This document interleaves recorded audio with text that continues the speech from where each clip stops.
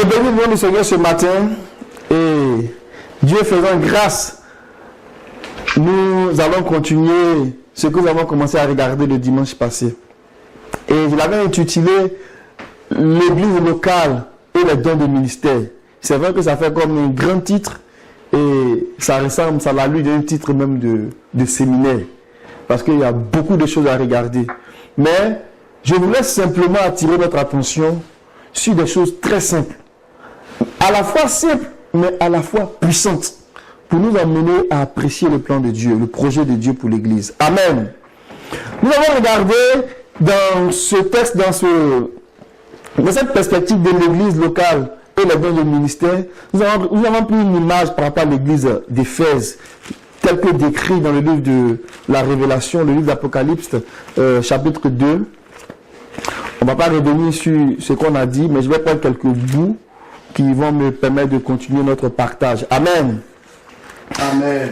Donc, on va rapidement faire la lecture de la lettre qui était adressée à l'église d'Éphèse et on va s'accentuer sur les éléments qui nous intéressent ce matin. Que le nom du Seigneur soit béni. Amen. Apocalypse chapitre 2, le verset 1 au verset 7. Écrit à l'ange de l'église d'Éphèse. Voici ce que dit celui qui tient les 7 étoiles dans sa main droite, celui qui marche au milieu des 7 chandeliers d'or. Je connais tes œuvres, ton travail et ta persévérance. Je sais que tu ne peux supporter les méchants, que tu as éprouvé ceux qui se disent apôtres et qui ne le sont pas, et que tu les as trouvés menteurs. Que tu as de la persévérance, que tu as souffert à cause de mon nom, et que tu ne t'es point lassé. Mais ce que j'ai contre toi, c'est que tu as abandonné ton premier amour. Souviens-toi donc d'où tu es tombé, répands-toi et pratique tes premières œuvres, sinon je viendrai à toi et j'ôterai ton chandelier de sa place, à moins que tu ne te répandes. Tu as pourtant ceci, ce que tu es, c'est que tu es les œuvres des Nicolaïtes, œuvres que je hais aussi. Verset 7. Que celui qui a des oreilles entende ce que l'Esprit dit aux églises. À celui qui vaincra, je donnerai à manger de l'arbre de vie qui est dans le paradis de Dieu. Amen. Que le Seigneur bénisse sa parole. Quand on lit ces lettres, les 7 lettres adressées aux églises d'Asie, on voit en fait toute la révélation que Dieu a pour l'ensemble de l'église, mais qui vient à l'église comme en 7 lettres. Et la lettre qui a été adressée à Éphèse va résumer un peu le partage que nous allons continuer à regarder, c'est-à-dire l'église locale et les dons de ministère.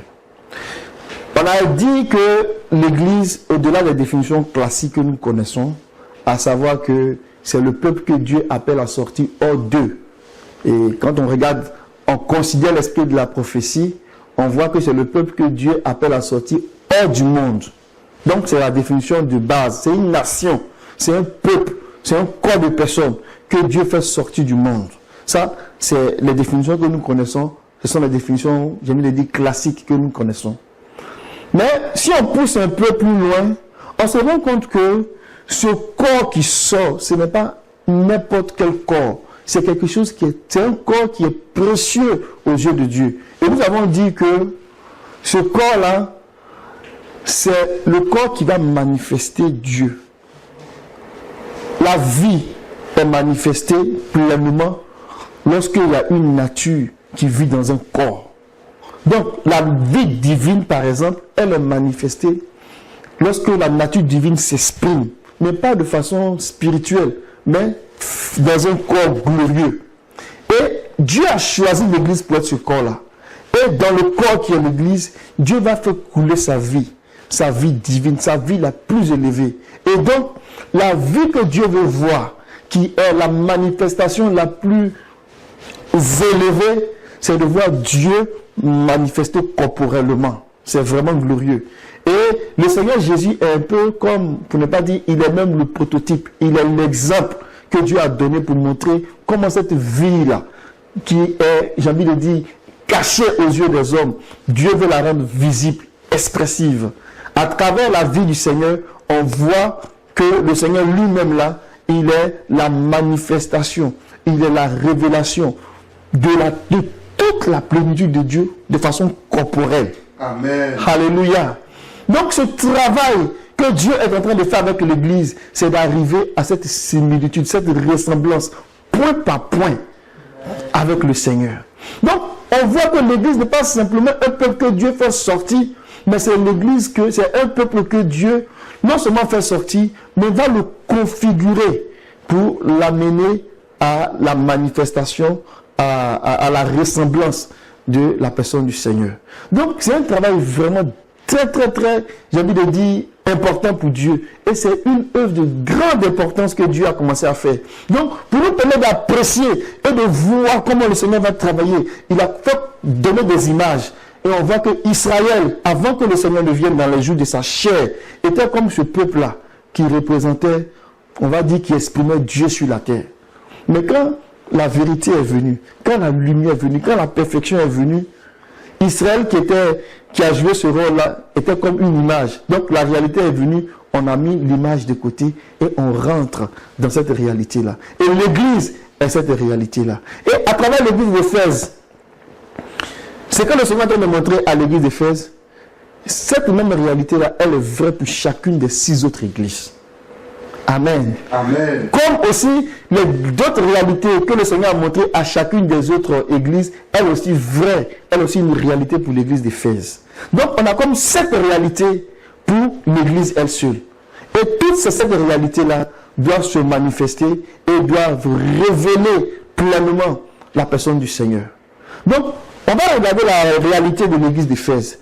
Et la réalité de l'église d'Éphèse, c'est que le Seigneur va nous donner des images. Lorsque le Seigneur nous parle avec des images, ce n'est pas pour nous mystifier, ce n'est pas pour compliquer les choses, mais il donne des images très fortes pour marquer notre intelligence, pour marquer notre compréhension. De sorte que lorsque notre intelligence, notre compréhension, lorsqu'elle est marquée, on ne peut pas perdre ces choses-là de vue. Donc on a les yeux fixés là-dessus, jusqu'à ce que ça crée une espérance en nous. Amen. Et c'est comme ça que le Seigneur travaille. Et voilà ce qu'il va faire avec l'église d'Éphèse. Lorsqu'il s'est présenté à Éphèse, il s'est présenté comme celui qui est le Seigneur qui marche au milieu des chandeliers. Et on a vu que les chandeliers représentaient les églises. Dans le verset 20 du chapitre 1, on dit que quant au mystère des 7 étoiles que tu as vues dans ma main droite et aux 7 porte-lampes, donc les porte-lampes sont les chandeliers, les 7 étoiles sont les 7 anges des 7 églises et les 7 porte-lampes sont les 7 églises. Donc symboliquement, un chandelier, ça représente une église.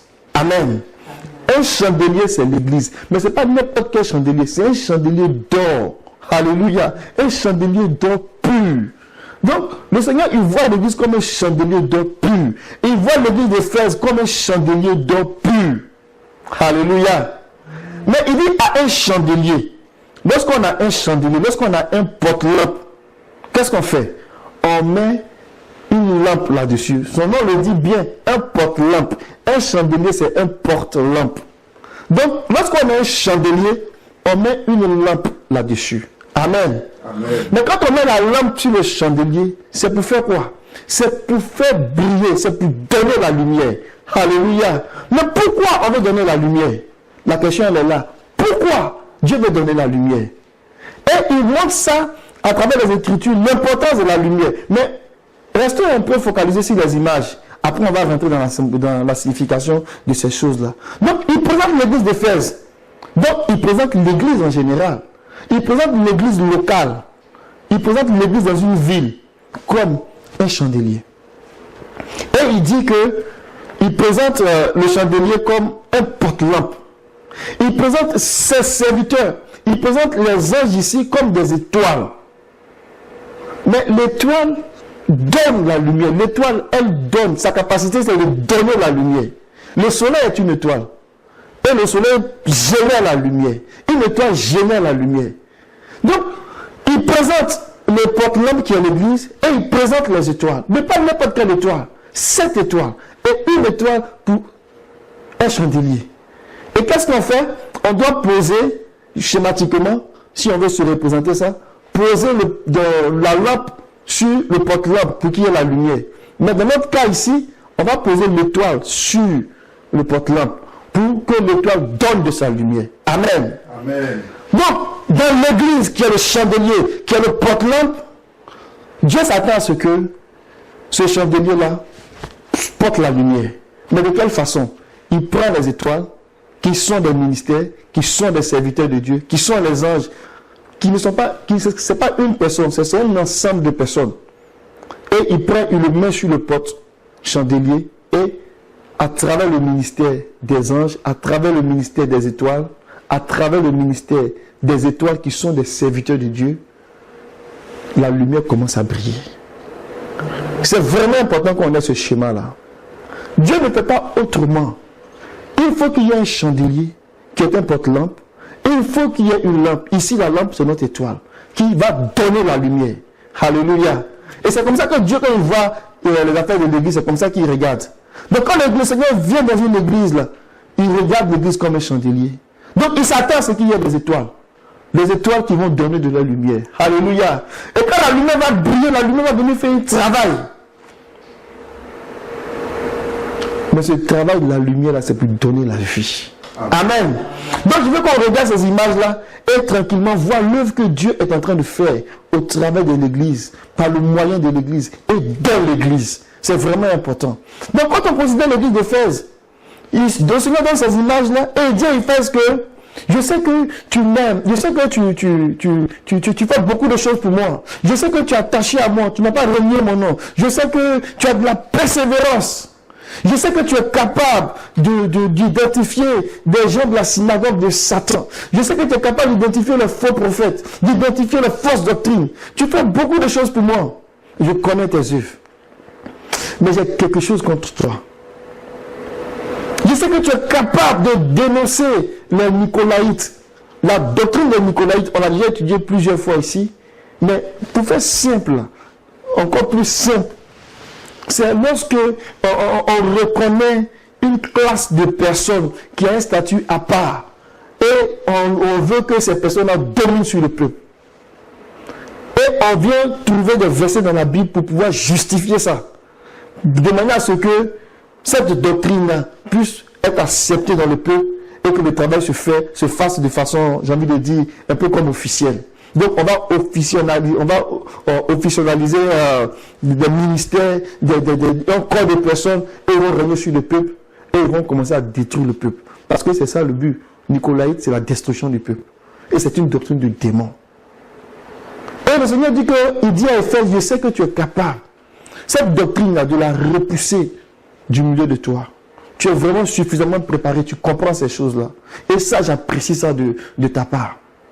Mais ce que j'ai contre toi, Éphèse, c'est que ton premier amour, l'amour que tu as pour moi, l'amour que tu avais pour moi, l'amour que tu avais pour mon nom, cet amour-là a diminué. Je ne te sens plus vraiment, je ne sens plus vraiment ton attachement, je ne sens plus vraiment ta consécration, je ne sens plus vraiment que tu m'aimes, Éphèse. Mais tu cours un danger. Tu cours un risque. Et le risque que Éphèse courait, le voici. Regardez le verset 5. Il dit, souviens-toi d'où tu es tombé. Change radicalement. Et reviens à tes premières œuvres. Sinon, si tu ne changes pas radicalement, je viendrai à toi et j'enlèverai ton porte-lampe de sa place. Oh, que le Seigneur nous garde. Alléluia. Voici le reproche que le Seigneur fait à l'église d'Éphèse. Il dit à Éphèse que le risque que tu cours là, c'est que je viens déplacer ton chandelier. Si je déplace ton chandelier, c'est le chandelier et l'étoile qui seront déplacés. Et tu ne pourras plus avoir de lumière. C'est ça que ça veut dire. Si je déplace ton chandelier, tu ne pourras plus avoir de lumière. Mais si on n'a pas de lumière, on n'a pas de vie. On va le voir tantôt. Donc voilà le risque que courait Éphèse. Si je déplace ton chandelier, je vais déplacer les étoiles. Parce que les étoiles, soit sur le chandelier qui était porte-lampe, pour faire briller et pour donner la lumière. Voilà ce que Éphèse courait comme risque. On va maintenant aller un peu plus loin. On va regarder les versets qu'on avait regardés le dimanche passé. Donc, on voit que dans Matthieu chapitre 5, pour établir ce que je suis en train de dire, il dit à Éphèse que si tu ne reviens pas à ton premier amour, je viendrai et je déplacerai, j'enlèverai ton chandelier. Seigneur, n'enlève pas le chandelier de Québec. Seigneur, donne-nous de garder l'amour qu'on a pour toi. Donne-nous de garder une vie de consécration. Que le chandelier de Québec reste à sa place. Que les étoiles soient sur ce chandelier-là. Que les étoiles donnent de leur lumière. Que l'éclat de la lumière brille, brille, brille, brille et donne la vie là où il y a les ténèbres au nom de Jésus. Parce que c'est la lumière qui donne la vie. Amen. Dans Matthieu chapitre 5, le verset 14, voilà ce que le Seigneur déclare. 14 à 15. On peut même aller jusqu'au verset 16, s'il te plaît. Vous êtes la lumière du monde. Une ville située sur une montagne ne peut être cachée et on n'allume pas une lampe pour la mettre sous le boisseau, mais on la met sur le chandelier et elle éclaire tous ceux qui sont dans la maison. Que votre lumière luise ainsi devant les hommes et qu'ils voient vos bonnes œuvres et qu'ils glorifient votre Père qui est dans les cieux. Amen. C'est dans un langage encore que le Seigneur nous parle ici. Il parle d'une maison. Il parle d'une ville. On a vu que la ville, c'est l'église. Et la ville doit être située sur une montagne pour qu'elle soit vue. Alléluia. Et il dit que lorsqu'on allume une lampe, on la met sur le chandelier, sur le porte-lampe, pour que sa lumière la brille dans toute la maison. Alléluia. Donc on a la maison, on a le chandelier, on a la lampe qui est posée sur le chandelier. On a la lumière, on va dire, qui est posée sur le chandelier, la lumière de la lampe, et la lumière de la lampe va donner de la lumière pour éclairer tous ceux qui sont dans la maison. Alléluia. Donc, si nous sommes comme une maison, il y a un chandelier que Dieu doit avoir à l'intérieur. Et on a dit que ce chandelier-là, c'est comme la maison qui est prête, la maison qui est disposée, la partie de la maison qui est disposée à recevoir les ministères, à recevoir, à porter la lumière, pour pouvoir la faire briller. Les étoiles, ce ne sont pas des anges. Il dit que les étoiles, ce sont les anges des 7 églises. Mais la Bible dit que c'est lui qui tient les étoiles dans sa main droite. Le Seigneur, il est le Seigneur des ministères. Amen. Amen. Et lorsqu'on parle des anges des 7 églises, on parle des ministères, on parle des hommes. On va lire par exemple dans Galates chapitre 4. L'apôtre Paul, il parlait de comment les Galates l'ont reçu. Verset 14. Paul était comme, on va dire, un ange de l'église d'Éphèse. Amen. Il appartenait à la classe d'anges de l'église d'Éphèse. Galates 4, verset 14. Et il n'y a l'épreuve pas ma chair. Vous n'avez témoigné ni mépris ni dégoût. Vous m'avez au contraire reçu comme un ange de Dieu, comme Jésus-Christ. Amen. Ange, ce n'est pas ange esprit dans ce contexte-là. Ange, c'est ange serviteur. Ce sont des hommes. Donc quand le Seigneur parle des anges des 7 églises, il parle des serviteurs. Il parle des ministères qui doivent être dans les églises pour que, à travers la lumière de leur enseignement, la lumière de leur ministère, que la lumière puisse éclairer, puisse briller dans la maison et qu'elle puisse éclairer tout le monde. Quand on retourne dans Matthieu chapitre 5, le verset 16, il dit que votre lumière, verset 15, on n'allume pas une lampe pour la mettre sous le boisseau ou même sous un seau. Mais qu'est-ce qu'on fait? Il dit on la met sur le porte-lampe. Elle brille sur tous ceux qui sont dans la maison. Amen. Donc, la lumière des ministères doit briller sur tous ceux qui sont dans la maison. Personne ne doit échapper à la lumière des ministères. Alléluia. Parce que la lumière est nécessaire à la croissance. Sans lumière, il n'y a pas de croissance. Les hommes sont comparés à des arbres. Alléluia. Or, la Bible dit que les hommes qui sont comparés à des arbres, là, S'ils n'ont pas de lumière là, ils ne peuvent pas vivre, ils n'ont pas d'espérance. Donc la nature nous enseigne que si le soleil, si la lumière du soleil manque aux arbres, les arbres ne pourront pas vivre. C'est la même chose. La lumière de la parole de Dieu, la lumière que le ministère apporte, si cette lumière a fait défaut, les hommes qui sont vus comme des arbres ne pourront pas avoir la vie. C'est vraiment important. Amen. Amen. On va lire quelques versets. Lorsqu'on parle des dons de ministère, je vais faire ça simple. Je ne vais pas rentrer dans ces commentaires-là, mais pour donner une idée, lorsqu'on parle des dons de ministère, les dons de ministère appartiennent à la catégorie des dons de la grâce. Amen. Et dans les dons de la grâce, ce sont les dons que l'Esprit vient nous donner. Lorsque le Seigneur il fonde l'Église, lorsque le Seigneur a fondé l'Église, lorsque le Seigneur a mis l'Église sur les pieds, il a libéré l'Esprit. Et l'Esprit est venu avec des dons et a distribué toutes sortes de dons dans l'Église. Pourquoi? Pour que, à travers ces dons-là, l'Église puisse s'édifier pour devenir ce corps-là qui va exprimer toute la plénitude de Dieu. Donc, le don de la grâce, c'est vraiment l'ensemble des dons que Dieu donne. Donc, on peut avoir le don de l'Esprit dans les dons de la grâce. On peut aussi avoir le don de ministère dans les dons de la grâce. On peut aussi avoir toutes sortes d'opérations de l'œuvre de l'Esprit dans les dons de la grâce. Même l'amour, la foi, l'espérance, toutes ces choses-là font partie des dons de la grâce. Amen. Alors, on va dans 1 Corinthiens 12.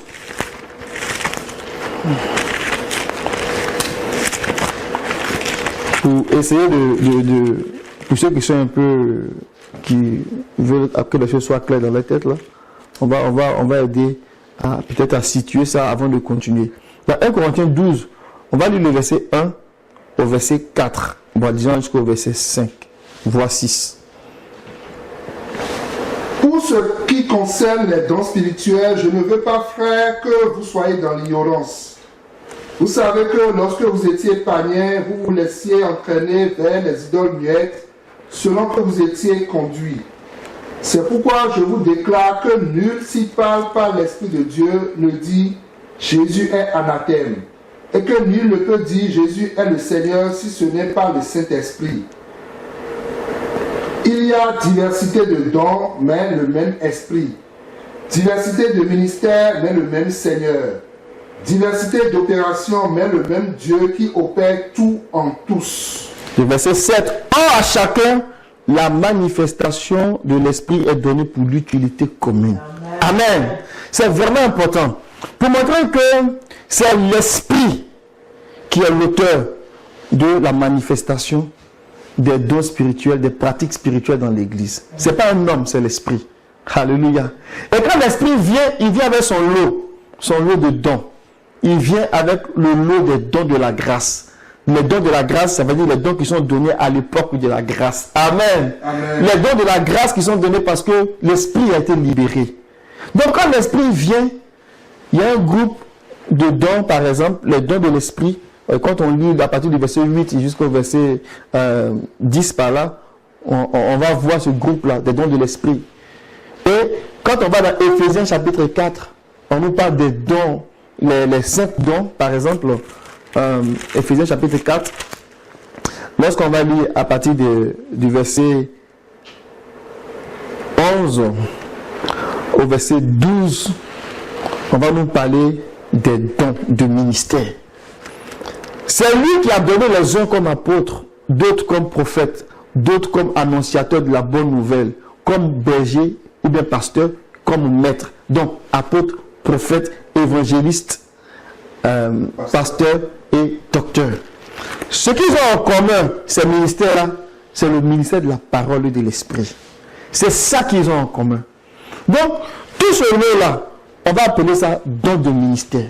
Donc, le ministère de la parole et de l'esprit, là, c'est ce ministère-là qui, j'ai envie de dire, qui va jouer un rôle très puissant en ce qui concerne les missions et mettre la lumière dans l'église. Donc, quand on parle de l'église locale et des dons de ministère, c'est de ce ministère-là, c'est le ministère-là dont il est question. Le ministère qui travaille à la parole et à la prière. Parce que c'est à travers ce moyen-là, ce canal-là, que la lumière sera diffusée. On va dans Actes, chapitre 4, chapitre 6. Lorsqu'il a été question de choisir des aides, des personnes qui vont aider les apôtres dans le ministère, ils ont fait une déclaration très pertinente. On va lire par exemple le verset 3 au verset 4. Acte 6, versets 3 à 4. C'est pourquoi, frères, choisissez parmi vous 7 hommes de qui l'on rende un bon témoignage, qui soit plein d'Esprit Saint de sagesse, et que nous chargeons de cet emploi. Et nous continuons à nous appliquer à la prière et au ministère de la parole. Amen. L'église était arrivée à un moment où il fallait gérer des affaires courantes. Des gens qui avaient commencé à se plaindre des partages de matériel, des problèmes financiers, tout ça. Et les apôtres, dans la sagesse que le Seigneur leur a donnée, il a dit, il n'est pas convenable qu'on vienne mélanger les affaires. Parce qu'il faut distinguer très clairement la gestion quotidienne, on va dire des choses, notamment servir aux tables, prendre soin des gens, ce qui est très bien, ce qui est utile. Il faut distinguer cet aspect-là du ministère de la parole et de la prière. Donc les apôtres, voyant l'importance de cette fonction-là, qui est une fonction sacrée, elle est vraiment sacrée. Parce que c'est cette fonction-là qui donne la lumière dans l'église. Ils ont dit non, on ne va pas mélanger les choses. On va choisir des personnes qui vont nous aider dans la gestion quotidienne. Mais on va s'assurer que nous, apôtres du Seigneur, qui avons été mis à part pour cette mission sacrée, cette chose sacrée-là, de continuer à faire le travail de la parole et de la prière. Alléluia. Et donc, le ministère de la parole et de la prière, là, c'est le ministère par excellence qui produit la lumière. Si ces ministères-là font défaut dans une assemblée, nous n'avons pas de lumière. Or, si nous n'avons pas de lumière, la grande œuvre de rédemption que Dieu a commencé à faire ne peut pas arriver à son accomplissement, à son aboutissement.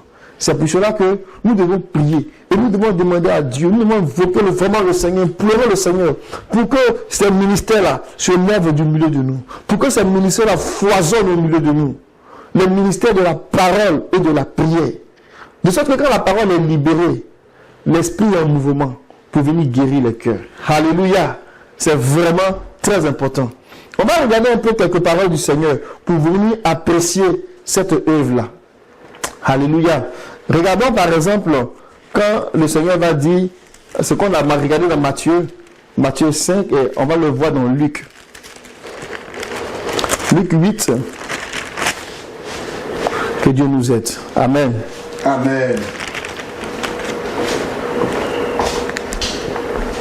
Luc 8, on va lire le verset 16 au verset 18. Personne, après avoir allumé une lampe, ne la couvre d'un vase ou ne la met sous un lit, mais il la met sur un chandelier afin que ceux qui entrent voient la lumière. Car il n'est rien de caché qui ne doit être découvert, rien de secret qui ne doit être connu et mis à jour. Verset 18. Prenez donc garde à la manière dont vous écoutez, car on donnera à celui qui a, mais à celui qui n'a pas. Yeshua.